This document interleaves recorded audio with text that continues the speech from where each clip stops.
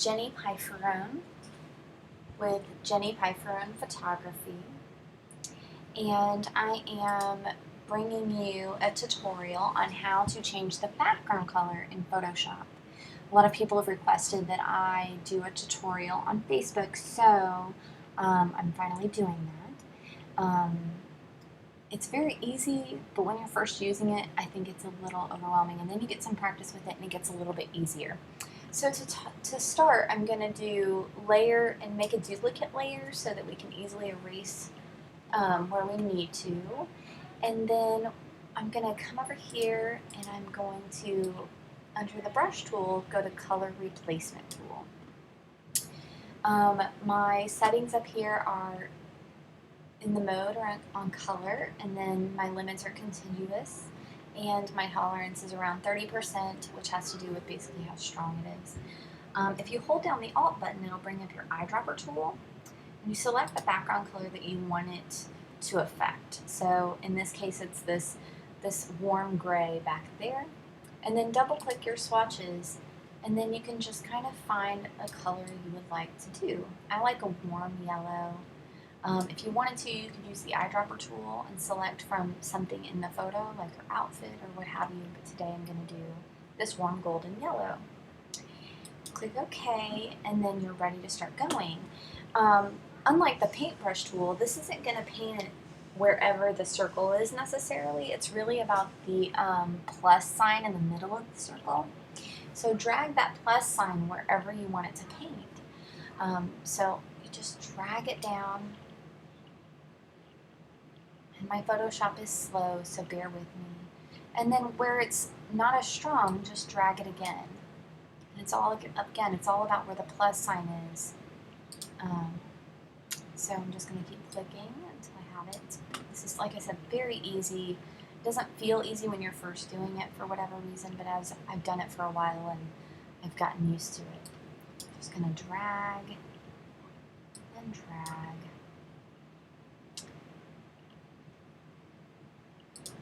And click there, and I'm pretty happy with that. I click over here a little bit, drag it one more time, just see if it'll get a little stronger.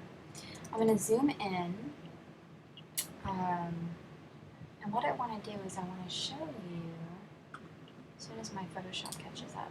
I know it's kind of slow, I'm sorry.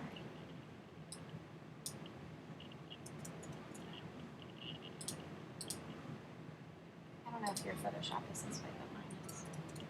I'm going to zoom in, and if you see, you can see where the hair is and how it didn't really change there.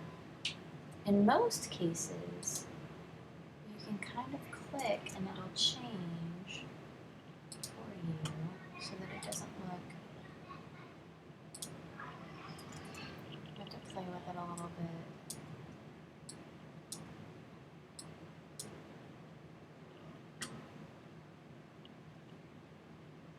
And get that warm yellow color back.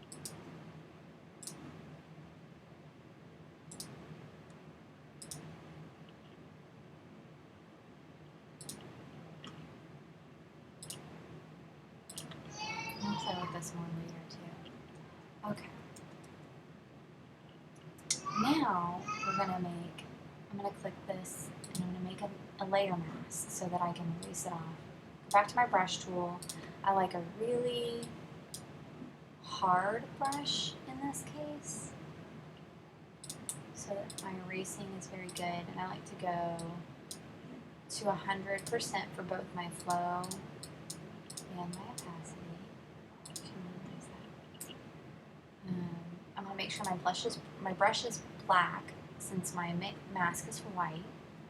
And then I'm just going to take this off her skin. I'm going to get very specific here soon. Just kind of getting it off where I definitely don't need it. I even like to go a little bit overboard because I can just switch my background color. I like to zoom in too.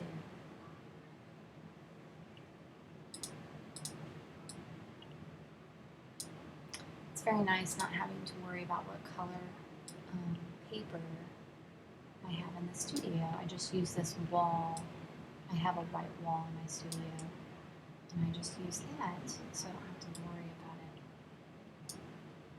All that in.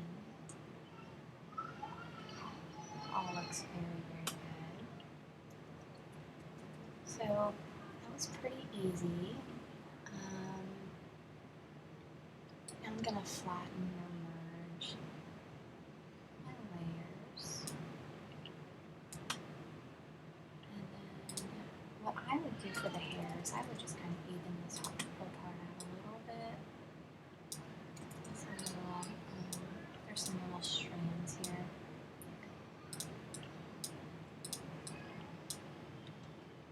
And then I would get my brush tool back out, and I would take it down to like 40%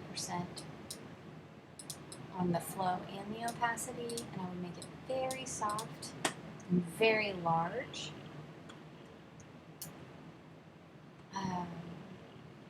And I would select this darker color out here with my eyedropper tool. And you can even make a duplicate layer if you want to before you do this.